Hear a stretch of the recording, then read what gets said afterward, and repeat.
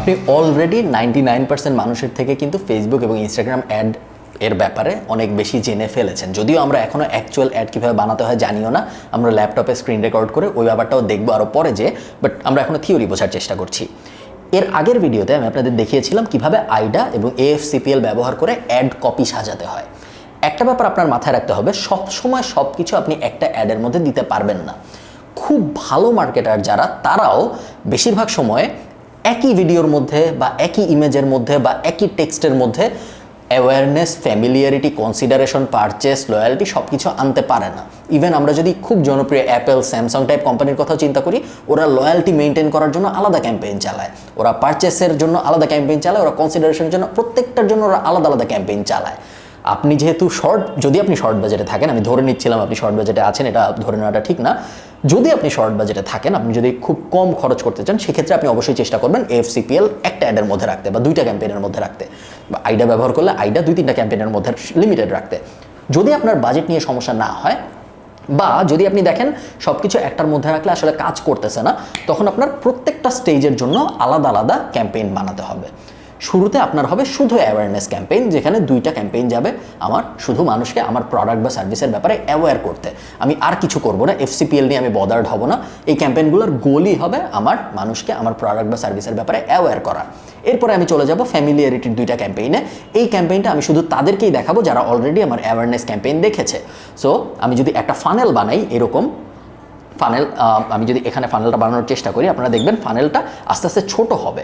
অ্যাওয়ারনেসে অনেক মানুষ আসবে, তারপরে আস্তে আস্তে কিছু মানুষ ফ্যামিলিয়ার হবে, তারপরে আস্তে আস্তে কিছু মানুষ কনসিডার করবে।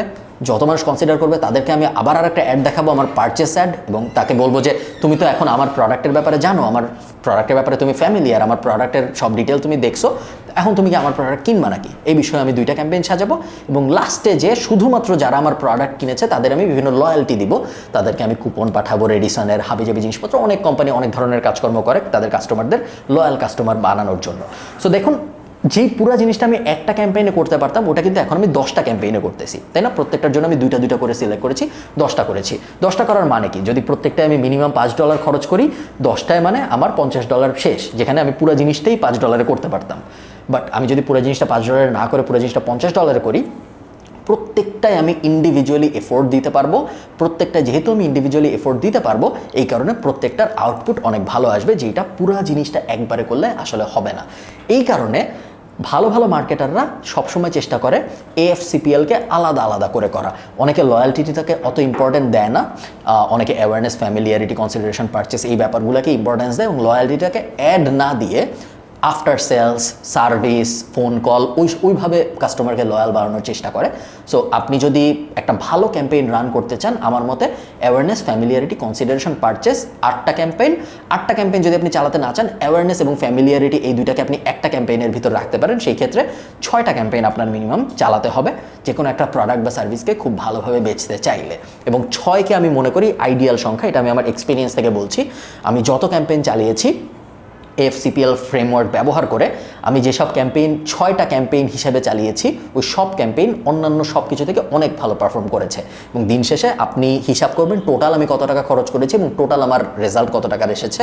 ওই টোটালটা আমি যখন হিসাব করি, তখন যদিও AFCPL যখন আমি করি তখন আমার ক্যাম্পেইন অনেক বেশি চালাতে হয়, বাট রেজাল্টের হিসেবে এইটা অনেক অনেক ভালো পারফর্ম করে কম্পেয়ার টু এনিথিং এলস। আমি সিঙ্গেল ক্যাম্পেইন, মাল্টিপল ক্যাম্পেইন যত কিছু আছে সব কিছু থেকে এটা অনেক ভালো পারফর্ম করে। এখন এই 2টা ক্যাম্পেইন যখন আপনি চালাচ্ছেন প্রত্যেকটা স্টেজে, ওই 2টা ক্যাম্পেইনের ভিতরে আমার রেকমেন্ডেশন হবে একটা ক্যাম্পেইন লজিক্যাল রাখতে এবং আরেকটা ক্যাম্পেইন ইমোশনাল রাখতে। এটা একটা সিক্রেট, এটা সাধারণত কেউ আপনাকে বলবে না, আপনি এটা কোনো বই টইতে পাবেন না। যখন আপনি পারচেস ক্যাম্পেইন চালাচ্ছেন, ধরেন আপনি একটা ফোনের অ্যাড চালাচ্ছেন, পারচেস ক্যাম্পেইন, আমরা মানুষকে বলছি আমার ফোন কিনো। যদি আপনি 2টা ক্যাম্পেইন চালান, তাহলে একটা ক্যাম্পেইনে আপনি বলবেন আমার ফোনটা কিনো বিকজ আমার ফোনে এত মেগাপিক্সেলের ক্যামেরা আছে, আমার ফোনে এত জিবি স্টোরেজ আছে, আমার ফোনে এই আছে, লজিক্যাল কথাবার্তা বলবেন। আরেকটা ক্যাম্পেইনে আপনি বলবেন আমার ফোনটা, আপনি দেখাবেন একটা ভিডিওতে যে আমার ফোনটা দিয়ে আমি কত সুন্দর ঘাসের মধ্যে বসে ছবি তুলতে পারতেছি। আপনি কোনো স্পেসিফিকেশনের কথা বলবেন না, কোনো ফিচারের কথা ডেলিবারেটলি বলবেন না, আপনি জাস্ট ফিলটা দেখাবেন। সো এটা হবে ইমোশনাল ক্যাম্পেইন।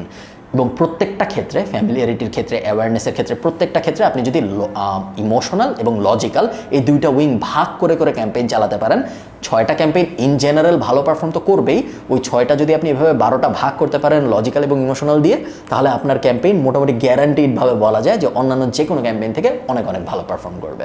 ধন্যবাদ।